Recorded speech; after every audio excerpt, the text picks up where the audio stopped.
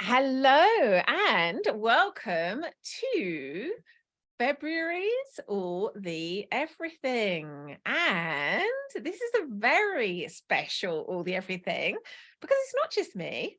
You are also going to get Sara J. Sanderson and Lian Rao from the Waking the Wild team, which for me personally is just delightful. It just feels so yummy to be able to have a conversation rather than me just still having a conversation, but it feels much less of a conversation when it's only me doing the talking. So hello, Sara. Hello. It's so good to have you here. And hello, Lian. Hey. Wonderful. And just to say, Sara asked me to remind you all that because we have two Leannes spelt differently and actually completely different name roots, and I'm about to go into like a really autistic over explanation about why my name isn't the same as Leanne's name. But instead of doing that, I'm just going to say Sara is going to attempt to refer to me as Lee and Lian as Leanne. It's possible there's going to be times where she forgets to do so, but if we can try to do that, hopefully it'll be clearer. When she's referring to Lee, she's talking about me. If she says Leanne, she's talking about Leanne. I think that was clear. Wonderful. Okay, so the topic of this month's All the Everything is about Wild Wednesday, how to create deep practice for rewilding your soul. And really, it's about the lens of Wild Wednesday as opposed to Wild Wednesday itself, in that what we're creating with Wild Wednesday is an opportunity, a way of having guidance and support and inspiration for an ongoing regular practice of rewilding your soul. So we at times will be talking specifically about Wild Wednesday, but more broadly and more deeply, we're talking about that intentional practice. What it means to rewild your soul via this very consciously chosen devotional practice. And we have already been running Wild Wednesday for now. We've done 3 invitations so far, is that right?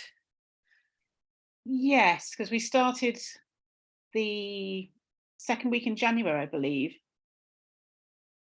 Yes, I think that's right. We've done 3 so far. And already, and we'll share, particularly Sara and Leanne in a moment, we'll be sharing what we've already seen happen over those 3 weeks, which has been, for me personally, beyond anything I was dreaming of. And I'm, most people will say I have pretty high dreams. I'm generally known to be someone who's very rose tinted.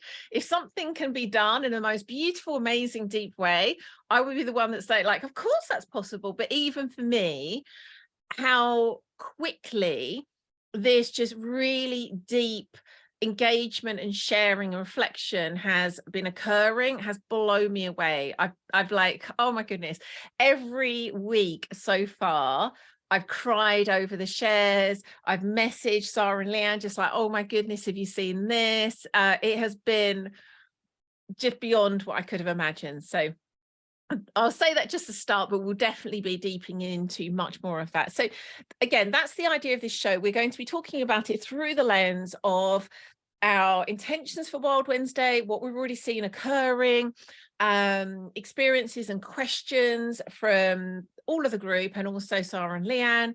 But again, the deeper intention of both this show and Wild Wednesday is more about why would we want this devotional practice of portals to soul, really. Why would we want to even choose that? What are the ways that we can do that? And what comes up in terms of challenges and resistance along the way? So that's really the intention for today's show. And oh my gosh, there's just so much already, just from the pre-show party, which we do every time in the Facebook group. Already what's been shared there has, like, again, just been like, wow, so much there, so much gold. But I'm going to hold that for the moment, and I'm going to come to you, Sara, and I'd love to know, What have you noticed as we've been journeying through these 3 weeks? What have you noticed? And I'd love for you to share both in terms of what you've been noticed on a personal level, but also what you've been noticing in the group. What's really surprised you? I feel like these are kind of questions I ask the children the way home from school. I say, okay, what surprised you today? What's delighted you today? What's challenged you today? So, Sara, what have you noticed? Well, I've noticed that we're not very good at numbers. It has been four invitations. It has. So far. We're terrible at numbers. Leanne's not. I know she sat there quietly. If anyone should have known the numbers, it should have been Leanne. I sneakily asked in the Facebook group, how many is it? And they've let me know it's 4. And what I've noticed is one, the engagement, so the hunger for this.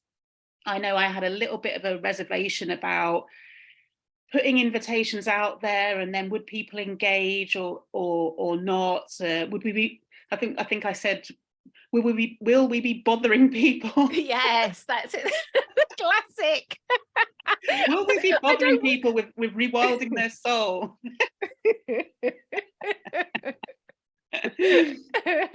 Such pests. And of course, I know we'll come on to resistance and things like that in this show, but of course, we're offering such a beautiful gift with Wild Wednesday, and thankfully, people have been receiving that gift and really engaging with it on a level that I hadn't quite anticipated. It's just been humbling and moving and exciting, inspirational, the whole lot. And I've really felt such a warmth from our kinship that we have with Waking the Wild. So couldn't be happier about Wild Wednesday. Oh, lovely. I'm going to ask Leanne the same question. I want to come back to ask you what you've noticed on a personal level as you've been journeying with the invitations, the 4 invitations, as it turns out. Leanne, what have you noticed? And again, feel free to answer in the same kind of way, as in like what you've noticed more broadly with the group as we've been unfolding Wild Wednesday. And then I'll ask you separately what you've noticed yourself. I think for me, what I've really noticed in the group is it's the kinship of sort of noticing everyone else's experiences and either seeing sort of a resistance to somebody else's experience, like, oh, well, of course they're having that experience, so what does that mean for me? That, sort of looking at other people's experiences and saying, well, this isn't happening for me, and feeling, am I doing something wrong? And then also asking that question in the group or privately, it sort of opens a conversation, and it sort of illuminates so much more through that conversation. And then also just, getting insights from others, and then also sort of reflecting on your own experience. So, I can go through and do my practices on sort of weekly basis or every couple of day basis. But then when I actually come into a group setting and I really think about the reflection, that's where so much of the insights come through in terms of being in a space that I'm able to do that. So that's what I've really, really enjoyed, is having this space that I can come in and reflect. And I think a lot of people, I'm hoping, are getting the same thing, that it's a space that you can do it rather than journalize, journaling, when you spending time on your own, and it's, in that group setting is what I've really seen a lot of magic and illumination through that reflection in the group, which is I've really enjoyed. Yeah, really, really beautifully said, Leanne.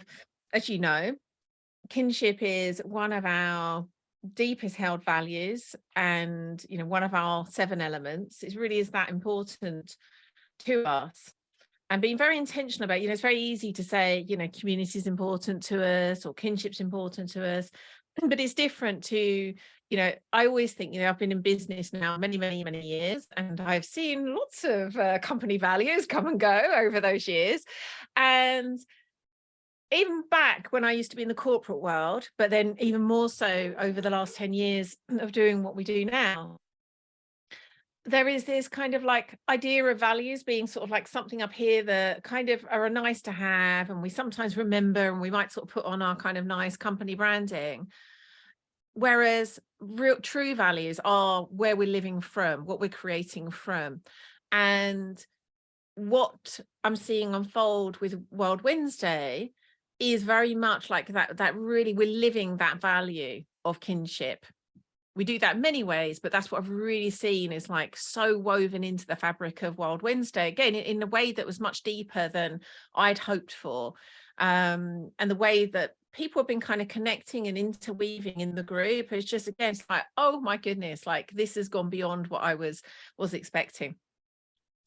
So Sara, on a personal level, what have you noticed, experienced, seen as you've engaged in Wild Wednesday?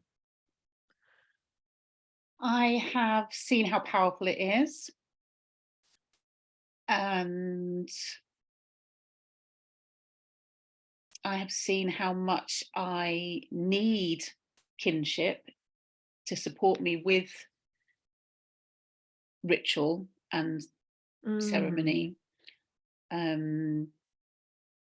yeah, but I don't know whether it's, I know doing practices like Wild Wednesday are powerful, but it does seem doing it collectively is adding something. It does feel like it's elevated it in some way. I don't know how the energetic works, but it does feel like by it being a collective does seem to have made it more potent for me. That's what I feel anyway. Do you have a way that you can give, and these things are rarely scientific, and I'm not expecting you to like bring empirical data on this, but in comparison, like some of the practices that we've been inviting people into in Wild Wednesday so far are practices that you absolutely would have been in during your journey with Waking the Wild over the years. Do you have a sense of like why is that different? Like, what do you notice in terms of the results, let's say in quote marks, what's different in terms of what's been created, journeying through those invitations within Wild Wednesday versus other times? I suppose for me personally, the work when I've been purely a student of Waking the Wild feels more about me, and Wild Wednesday does already feel more about us. So there's something in that for me personally adds some sort of potency, that I'm with other people. It's not just about me, it's bigger than me. So it's almost like everyone's there with me. And when I think I've been engaged in practices from a like working on myself, I've kind of not necessarily felt that, but I feel like everybody's there. There's some sort of bigger energetic with me, and just feels a lot more reciprocal, and I don't know the words for it, but it definitely, there is a different feeling for sure. I love that. There's something, what you're naming there is something that I think in our modern world we so rarely get the taste of. It is hard to name, but it really is something that's our birthright, so ancient, so part of being humans, this symbiosis, this deep connection that's beyond the words, beyond the material, that we are able, it's always there, but then there's times where we experience it. And what you're talking about there, of course, as we often say, all of the practices of Waking the Wild are ancient ways alchemized for modern days. And the truth is, much of these practices would have been done collectively in our natural setting. We would have entered them as a community. And so it feels as though there's something, this is like such a beautiful example of that alchemized for modern days. Like here we are doing it in a Facebook group, and yet it opens that portal to something that's like so much deeper, like really is, again, our birthright. We're reclaiming that sense of deep connection with self and other. Gorgeous. Leanne, have you noticed personally? It's a bit of a follow-on from Sara, because so yesterday I had huge resistance to the practice, and I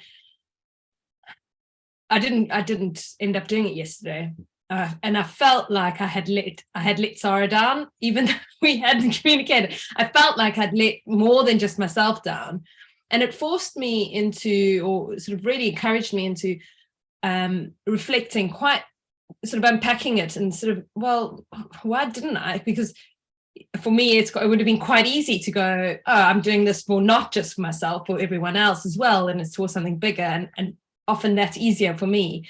So the resistance yesterday, I really felt myself unpacking it and sort of saying, oh, what is the sort of resistance that I'm coming up with, and where it's showing up in other places in my life? And what I really saw was, if I don't show up, then I'll have that I'll be able to go, oh, well, there's a reason why it didn't work. Oh, I didn't show up. So, I can kind of, it didn't work. So I'm off the hook, and I don't have to feel disappointment, or, that there's this sort of big thing that could, this magic, oh, well, it doesn't really exist. I didn't show up, so I didn't have to try. And I just seen how that has sort of shown up in other areas of my life, that it's sort of, oh, well, if I don't show up, then I don't have to take responsibility. And I can just see that in other places, that's in my relationships, in my working life, in so many other places. And it really, if it hadn't been for the collective and the group, and the sort of accountability that I feel with Sara, because we sort of said, this is an accountability, I don't think I would have unpacked that as I did yesterday. And then I went this morning, had a bit of a disaster. Again, my dogs. They've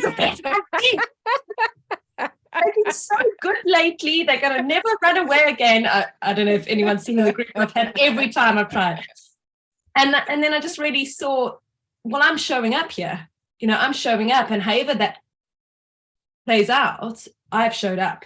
And so that felt really good today. Oh, I love that so much.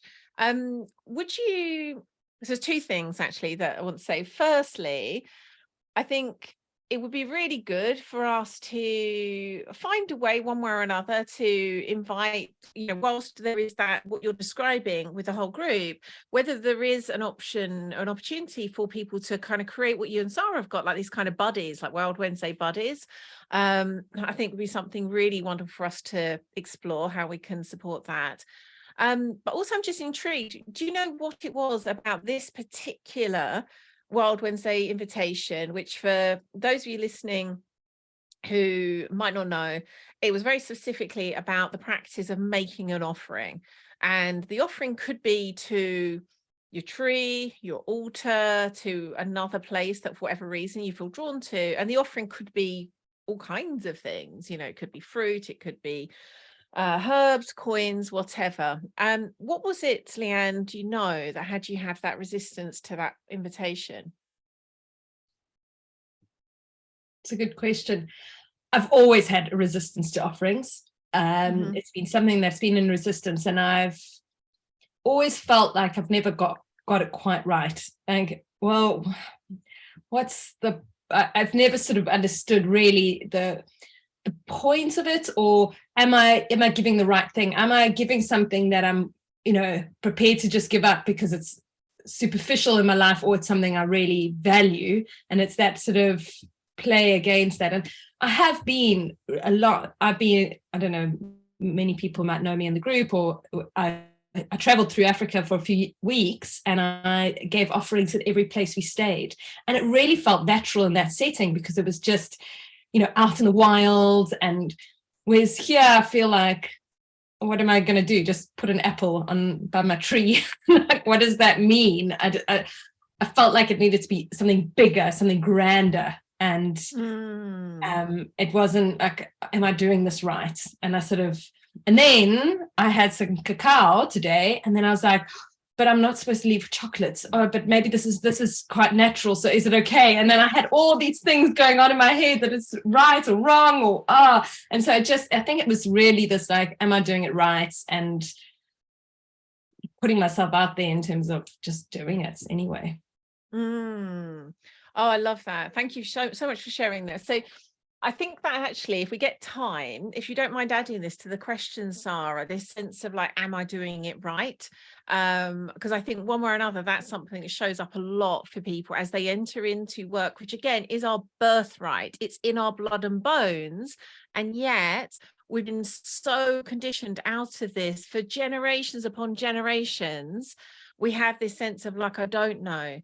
I haven't been taught how to do this. I don't think I can trust myself to do it right. So I'd love if we get a chance to speak a bit about that, but very specifically when it comes to making offerings, I know this is something that does show up a lot for people. And I'll share a story that Jez, my shamanic teacher, has shared before about offerings. He may have talked, I can't remember if he talked about it on the podcast we did on offerings, or if he's just shared this story another time, but he was saying, because it's so part of the way my shamanic lineage works, is very, very focused on making offerings. So it's something that comes up a lot. And so over the years, as he's been kind of initiating people into the work that he does, he witnesses all these different people making offerings, and he's saying, you know, he says this in a very kind of like compassionate but amused way, where, you know, modern folk coming to this idea of making offerings, which they may never have done. I mean, I guess so if you've been raised in some kind of like religious setting, maybe more so, but even that I think it's quite prescriptive, like you give this at a certain time. But he's saying, you know, like you can see people taking that deeply seriously, where the invitation is to go and lay something on the altar, and there's all this kind of like breathe and close the eyes and hand on the heart, and like just all very deeply serious and like kind of, you know, kind of performative, but even if it's not performative, like very serious, like this has to be important. He's saying, whereas our our British shamanic lineage is very intertwined with an indigenous Mexican lineage, and so he has been with the Mexicans in ceremony after ceremony after ceremony. It's like the difference, like when they give an offering, it can look like it's quite, you know, like just almost just like throwing the flower down, but it's with a whole heart. It's like completely genuine, just like you might, you know, give a dear friend a hug. It doesn't have any pomp and ceremony. It doesn't have any performance. It doesn't have any like, am I doing this right? It's like from the heart. And, you know, just as if like they're just sort of throwing down whatever it is. So I think that is just such a helpful thing for us to realize, like we've been disconnected from something that's just so natural for us, that we can recognize. Again, I gave the example of like giving a friend a hug. It's just there for us. We don't need to learn how to do it. There is no right or wrong. And so much of that applies to so many other invitations that we're going to be making and have made with Wild Wednesday. Okay, so what are we doing now? So let me have a look where we are. So, question time. So the invitation is for you two to now ask whatever questions you think are going to be helpful to you personally, to the group, to the listeners. And it could be questions that you have. It could be questions that you know people have asked, either today in the group or more broadly as you've seen people in this work.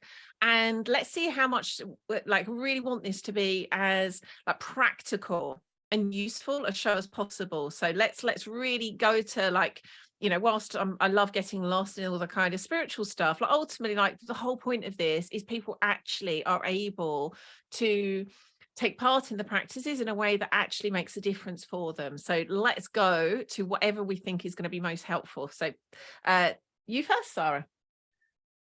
Well, I'd like to just carry on a little bit with what you were just sharing there, because I found that really helpful about the difference between people who are so used to making offerings, so used to this relationship with the land, that it is just part of living. It's just part of who they are. And like you said, and it's done with a pure and open heart and wholeheartedly, versus people have been bereft of that.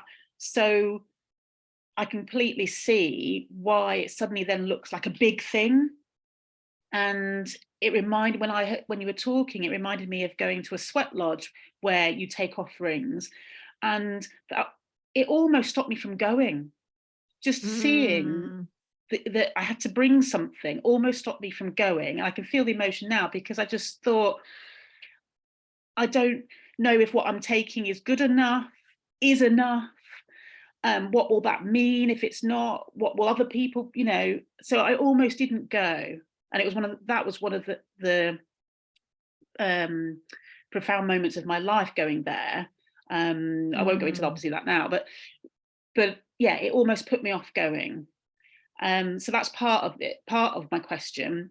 And the other part is, yeah, in the same vein as that, if I can't do an invitation in the way I think it should be done, in some sort of grand way, is it okay that I do something smaller? And how do I, because this is almost like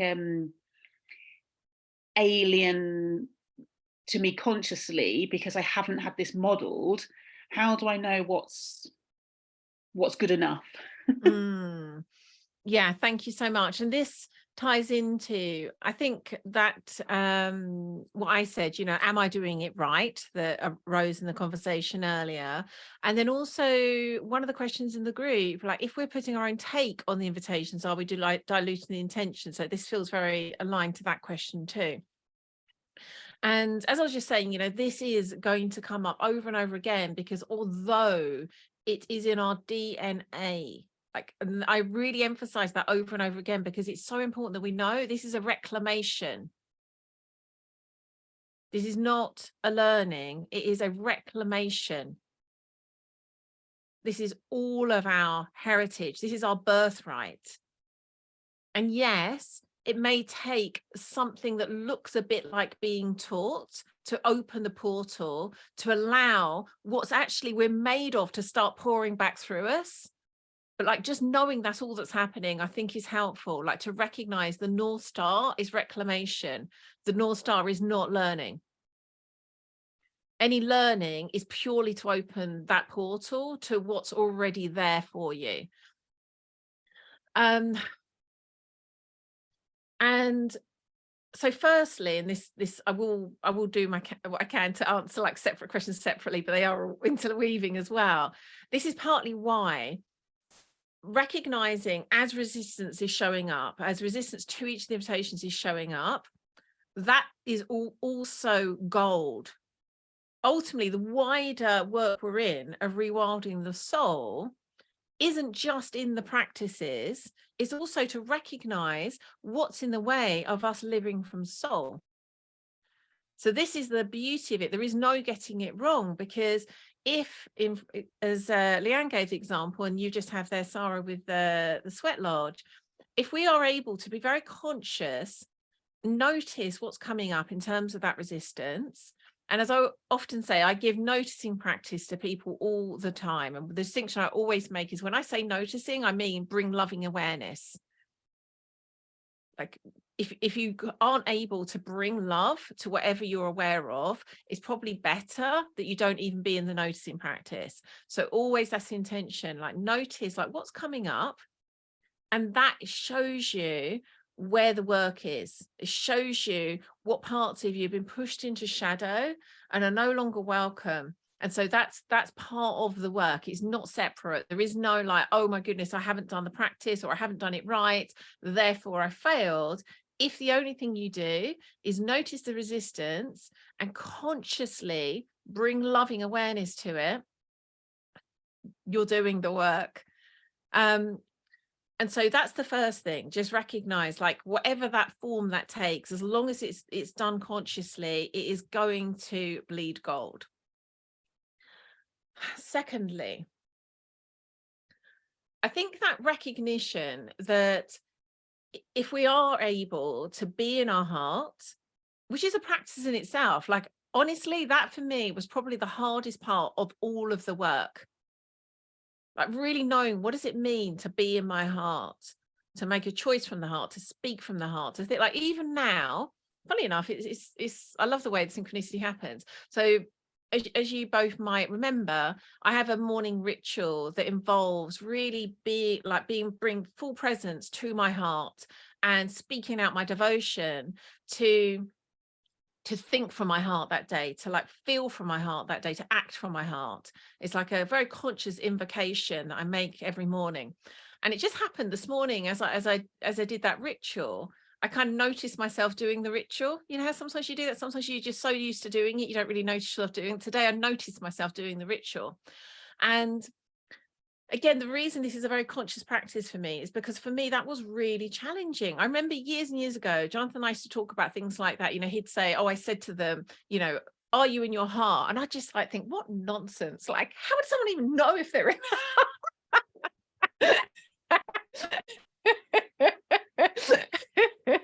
And so if you're listening to me and thinking, what nonsense, like I hear you. So that in itself, again, that in itself can be the work, just to recognize most of us have been absolutely conditioned to do life from our heads, thinking all the answers are going to come from our minds, thinking all of the like, how do I keep myself safe? How do I protect myself from people judging me? How do I do this right? We're so used to all of that coming from our minds. That's the work in itself, is to be able to, and we talk about this in the guide, we mentioned that quote, you know, the longest distance most of us will take is from our head to our heart, you know, 12 inches. And so this isn't something you're going to hear me just say, you know, as long as you're in your heart, you can't get it wrong. That in itself is part of the work. Don't underestimate that. And don't beat yourself up if that feels challenging, if that feels out of reach. Just even noticing that that's a challenge, noticing like, I don't feel like I'm fully in my heart. Wonderful. Love that. So that really is like, if you can recognize like, this thing is my birthright, whatever the practice is, it's my birthright. If I'm in my heart and I am being in like that moment to moment, and this is the other thing, it's like we're so used to thinking about something as a whole and as an outcome, like I'm going to do this is like a thing in its entirety, like making an offering. I'm going to make an offering, and by making an offering I'm going to get this result back, whatever the result is. You know, whether it's I'm going to be blessed by spirit, or whether it's I'm just going to feel like I'm a good person, whatever the thing is, it's like I'll do this thing and then I'll get this. And this again is the conditioning of this world, that's how we've been trained, like that's how what we've been told is the way to do life, how to be successful at life. And the deeper invitation with all of this is to recognize the gift is in each moment.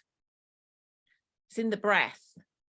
It's in the experience of this moment. Like, what can I notice here? Am I in my heart here? Can I feel the connection to whatever it is that I'm making the offering to here, now, this moment? And even if that at the moment doesn't feel like it matches what your experience has been, can you hear how there is no way of getting that wrong?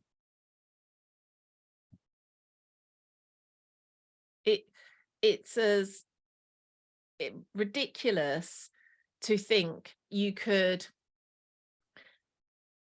get making an offering wrong when you look at it through that lens as like, can someone love wrong?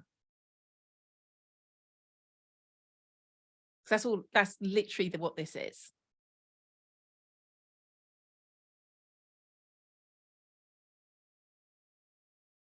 Okay, question, Leanne.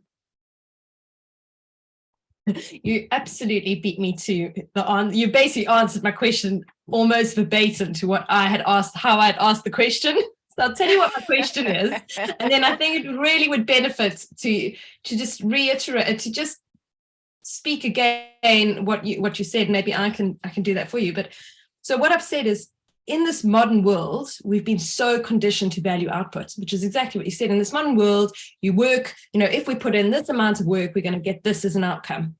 And, it can seem to go against the grain to do something that we're not holding the outcome. So my question was, okay, well, first of all, how do I know it's working? What am I doing to get the benefits? Because that's what we've been conditioned. You only do something if you know that there's a benefit, it's working. And then that keeps you going. You go to the gym because you're going to get this outcome, and you keep doing it because you can start to see the change. If you don't see change, you stop going, you lose motivation. And so it's interesting to sort of see that. And then what I'd also like to so I think you've kind of answered that, the gift is in every moment. But just, I'd love to give my experience, because 3 years ago, I remember you and Jonathan giving me, giving me the practices, giving me the invitation to go out, do the rituals. And I was very skeptical. I was like, this is rubbish. Oh my goodness, what am I going to get out of this? What is the benefit? What's going to happen? And I kind of go, okay, fine. I'll just do what you're telling me, and I'll keep doing it. And even though I can't go and say, that specific things happened, I can't give you a list of the benefits, the exact things that I can say this has happened. And yet, 3 years later, a lot of those rituals have become non-negotiables for me. And yet, I see myself resisting, going, I don't have time for this today, or I don't. And yet, I still keep doing it. And I can't tell you why I'm doing that. So when you say, and I love what you said, it's the gift is in every moment, and just sitting there and having those moments. And I notice myself even walking in the woods and just going hi to each tree. Hi, how are you doing? How are you doing? How are you doing? Just having these sort of moments of like, 3 years ago, I'd be like, oh my gosh, that's cool.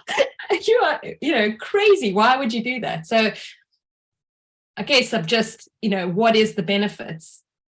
There is no tangible that I can say there is a benefit, but I know it's working. I know fundamentally it's working. Yeah. So I don't feel like I necessarily have an exact question, but there's several. Well, you answered my question already. Yeah. You already answered it. I heard a couple of, I think it was a really good point to highlight. And there's a couple of things I think would be helpful to speak to in that. Well, you just said there about the tree. I love what you said there, because I think it was yesterday. It was definitely this week. I was with, I can't even talk about it without the emotion. I was with my silver birch in my garden, which I've shared before was like it wasn't just my first tree teacher. It was actually the teacher for like pretty much all of my journey of anything we're talking about here. Like really started with that tree. And when I was with it the other day, whether it was just or early this week, I had this memory from how many years ago this was, where I just made that conscious choice to not walk past it without greeting it. And I have to walk past it to go in and out of my garden gate. So most days I'll go past it several times. And I remember I made this conscious choice, like, don't go past that tree without saying hello, goodbye. And I remember the first time I did that in front of my husband, and he's like, have you just said hello to the tree? And and I was like, that's really interesting, noticing what's coming up for me as he's asking me this thing that I kind of wasn't feeling particularly self-conscious about, like it felt fine and aligned. And yet him asking me is like really made me realize, like, oh yeah, I've still got some stuff on this, like not enough for it to be a big problem and not enough to stop me. But that's interesting that there I am running up against the conditioning right there. Because if he asked me, this goes back to what you were saying about the kind of the transaction and results. Like if he was to ask me, why are you doing that? I've got no idea. I've got no idea. It's the thing to be done. That's all I know. It's the thing to be done. And now all these years later, I mean, bless his heart, like the things he's seen me do since, like he must look back on those days fondly. But I wrote a post, I don't know if you saw it actually, Anne. I wrote a post earlier that does touch on what we're talking about here. Like the reason to do things is the reason to do that's like obvious then. It's not wrong. Like if the reason we're doing something at the time is for a result, it's okay. That's where we are. And then over time, more and more, we get to a place of like, I have no idea really why I'm doing it. It's just the thing to be done. And then that tends to, we're become so used to orientating, like navigating through life in this way, that can actually have us do things that are, you know, much more seemingly out there than saying hello to a tree. Brings so much resistance, so much fear. And yet, and we may be, in fact, I'm choosing into doing something this weekend. There's a great example of that. Like my human has no conscious desire to do the thing I'm doing this weekend. There's actually quite a bit of resistance present. And if you were to say to me, like, why are you doing it? Like, what's the benefit? What are you going to get from it? I'd say, like, I've got genuinely no idea. And yet it's the thing to be done.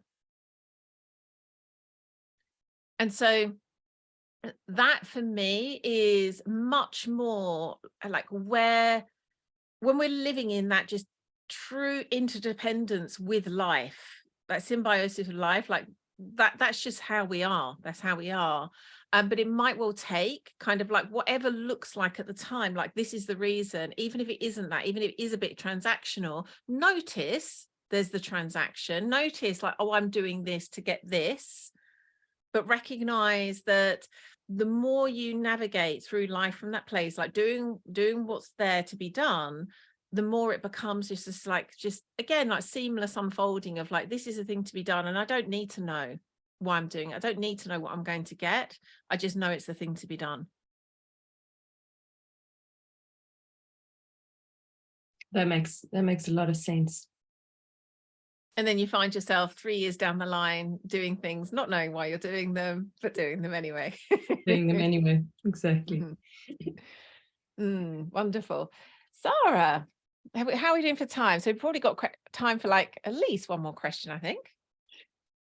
Well, I just wanted to respond to that, because I have an experience of exactly what both of you were talking about, and I'll say it as succinctly as I can.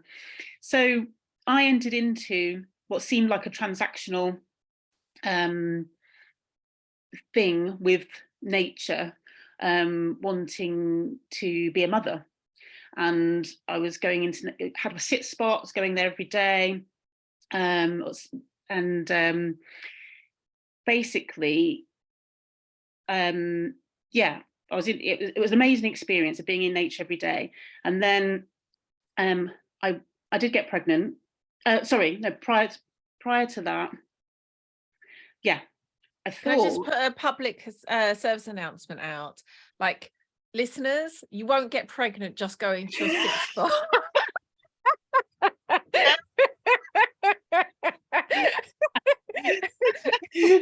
Just want to clarify that.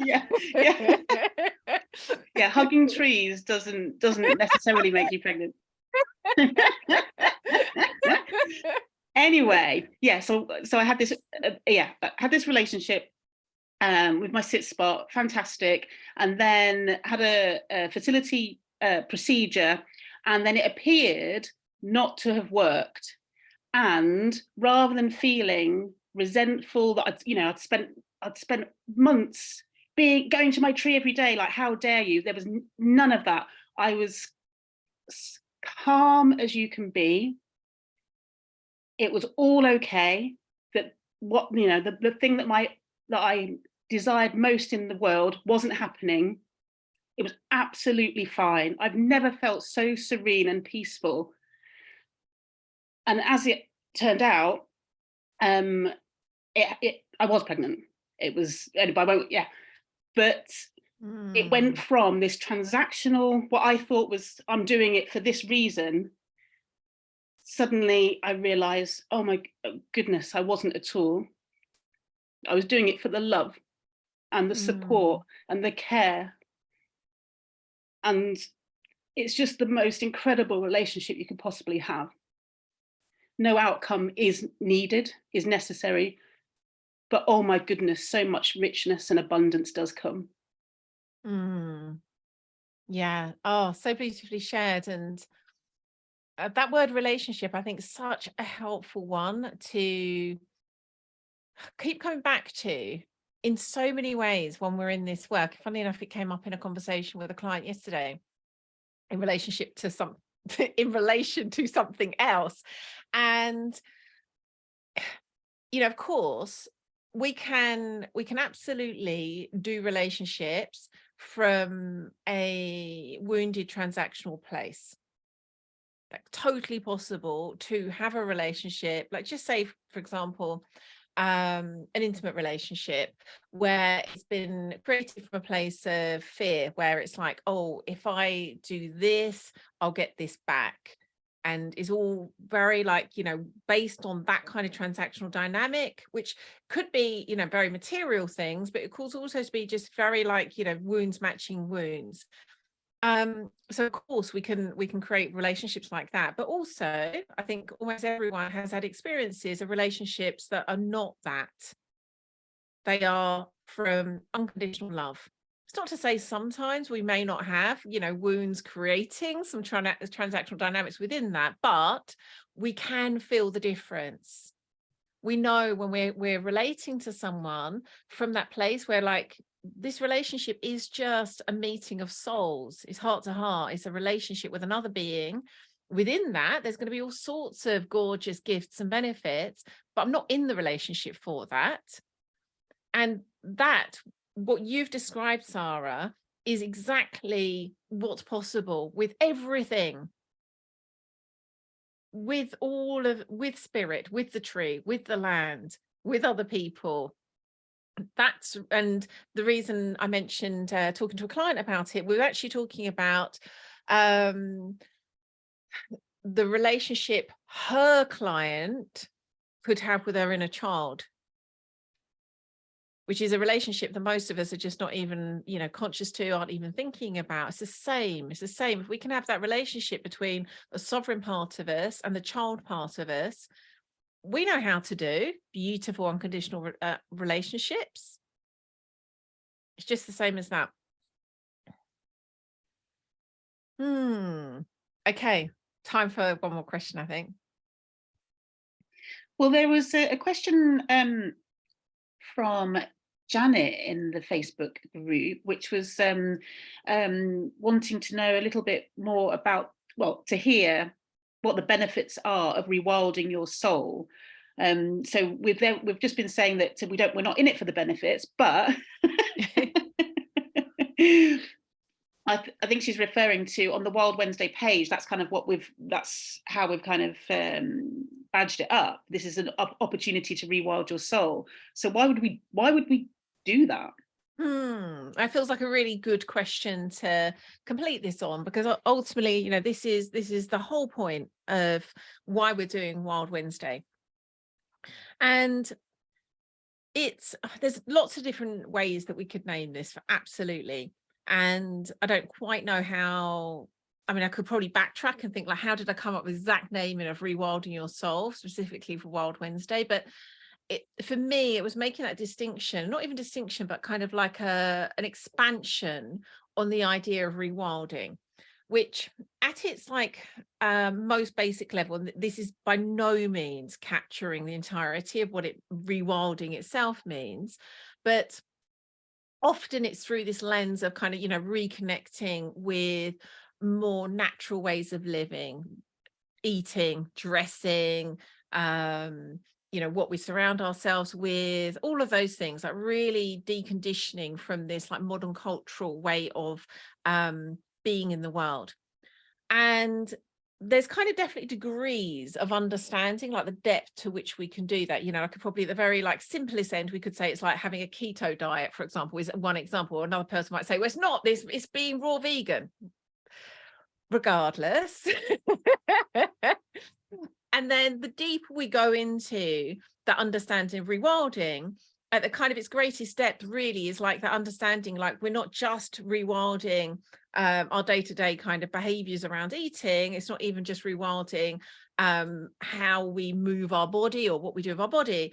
It's actually rewilding like the deepest parts of us that have been shoved into shadow because we're living in a culture that is tame, that doesn't really encourage, honor, guide us to live from our wild souls. So in some ways it doesn't really make sense because our souls are inherently wild. So even saying rewilding our souls doesn't totally make sense. There's definitely an autistic part of me that was pondering this actually earlier. And it's like, it doesn't totally make sense. You can't rewild something that is inherently wild. And yet, just like how you could take a wild animal that's been kept in captivity, there is a rewilding that happens. That the doors are open, they're allowed to go back out into the forest. That's rewilding. But there's also probably like, you know, again, like relearning how to be wild. So they always were wild, but there is this like relearning, like what does it mean for me to be wild, to live from this wild place? So that's really what we're talking about. And the benefits are you get to live as you. You get to live the life you came here for.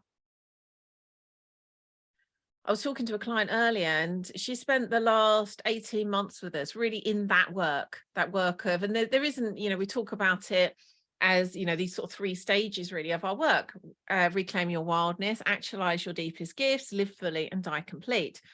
And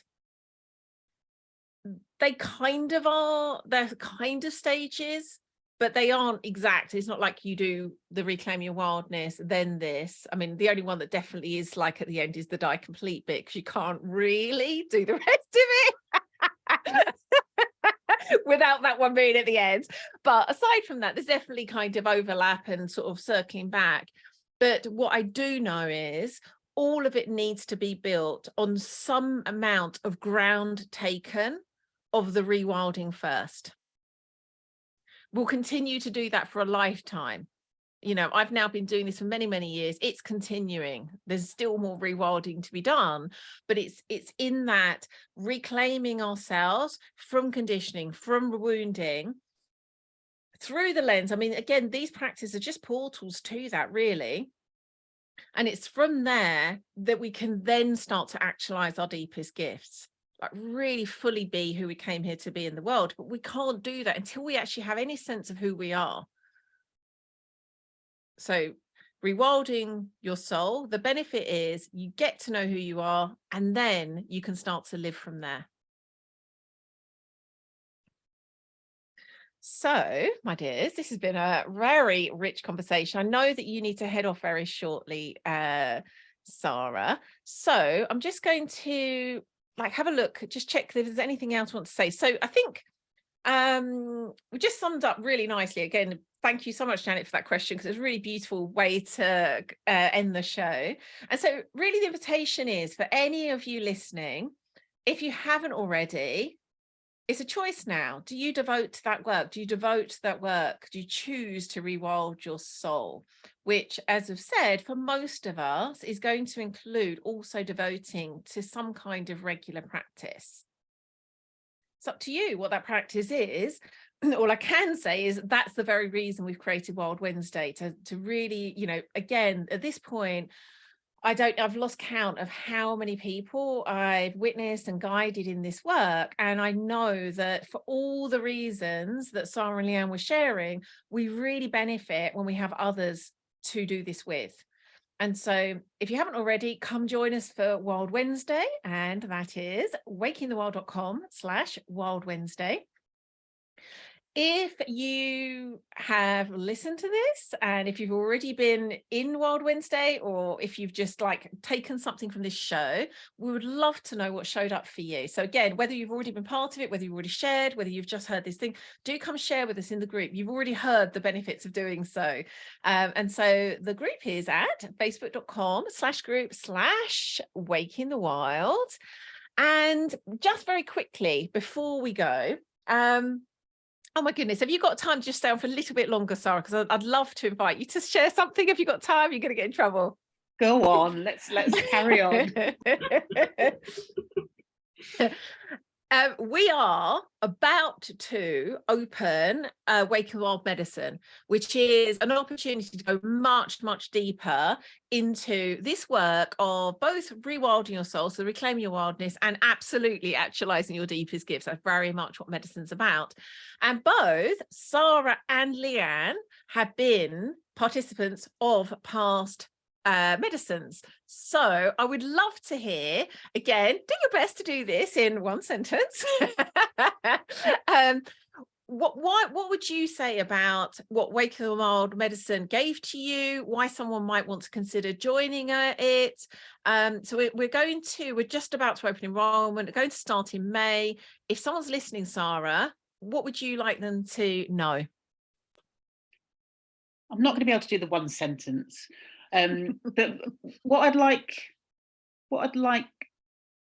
everyone to know is, just like how you described that that wildness, our soul is already wild, like a wild animal that's been in captivity.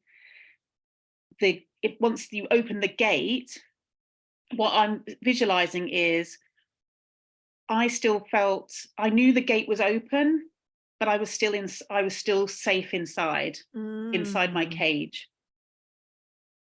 And what Waking the Wild Medicine allows is to take those steps, start coming out of captivity into the wild, which is my birthright, which I already am, but to know that it's safe to do so. And to know that, and to experience that once you come out, oh my goodness, then the world, you have everything. Was that one sentence? Oh, almost. It was a couple of beautiful sentences.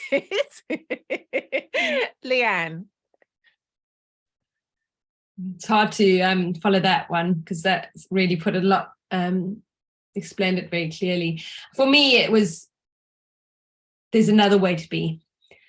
And all that thought of everything I knew to be true just actually blew up in my face. Thanks, Lee. And just brought on a whole new truth for me. Done in a very safe, beautiful environment, but it really did, and it just showed me a whole new way of being that I never believed existed. And it's been a gift, an absolute gift ever since. So yeah, I'm not saying it's easy. It's definitely not easy, but yeah, once you walk out that cage, you're not going back in it anytime soon. Oh yeah. And what Leanne just said about, it's not easy. I think I can safely say at this point, medicine is I would say all the work we do is an initiation. Medicine is possibly the most challenging of all the initiations we do. I'm not gonna kid anyone. Like, it is so worth it, and it is and can be so hard. And it's that way for a reason, because in order, again, really important part of medicine is that opportunity to actualize our deepest gifts. And for most of us, our deepest gifts are held in our deepest wounds. And so, we do what we can to make that a place where everything's welcome. Everything's held with love. And ultimately, that journey into our wounds, for fairly obvious reasons, can be so hard, so painful, and so worth it. Gorgeous. So if you are wanting, if you're feeling that call to, but probably like the worst advert you could ever do for anything, but anyway, if you're feeling the call despite the torturous way I've just described medicine, go along to wakeinthewild.com/medicine. Depending on when you're listening, right now you can still register for interest. We're actually just in the process of letting people that already register their interest know that we're about to open for enrollment, and we will be very, very shortly. So now's the time to act. Everything we ever offer in the last few years has filled up, often very fast. So this is no like me putting kind of fake scarcity. I mean, it would be ridiculous for me to do that anyway, because it'd be just completely out of alignment. But the truth is, like, if it does feel like it's right for you, do act, because each time lately we're having to turn people away because we don't have enough spaces for the people who are aligned. So if you're feeling the call, do go and have a look and register your interest, or book a call if that's if it's actually open yet, depending on when you're listening to this. Very briefly, so again, do share everything that came up for you in the group. Really love to hear that. If you are watching in the group right now live and you're not yet a subscriber to our podcast, you will love that. We're coming up to 400 episodes over, I think, 9 years. So an absolute cornucopia of goodness. And that is at wakeinthewild.com/podcast. If you are already subscribed to the podcast and you are a member of the group, but you aren't yet following us on YouTube, where you get to see us in full technicolor, that's at YouTube. I'm guessing this is right, Sara, youtube.com/wakeinthewild. Does that sound right to you? Excellent. And if you are already in both of those places, but you're not in the group, my goodness, you've certainly heard what you're missing out on. So come join us in the group, which is at facebook.com/groups/wakingthewild. So anything you would like to say in completion, like the end of a circle? Anything you'd like to say in completion, Sara? I would just like to say to anyone listening that there's a warm welcome in the Facebook group if you're not in there. Anyone already in the group that might not be engaging yet, please do. Again, warm welcome, and we love witnessing and celebrating each other. So yeah, please join us. Thank you. Leanne?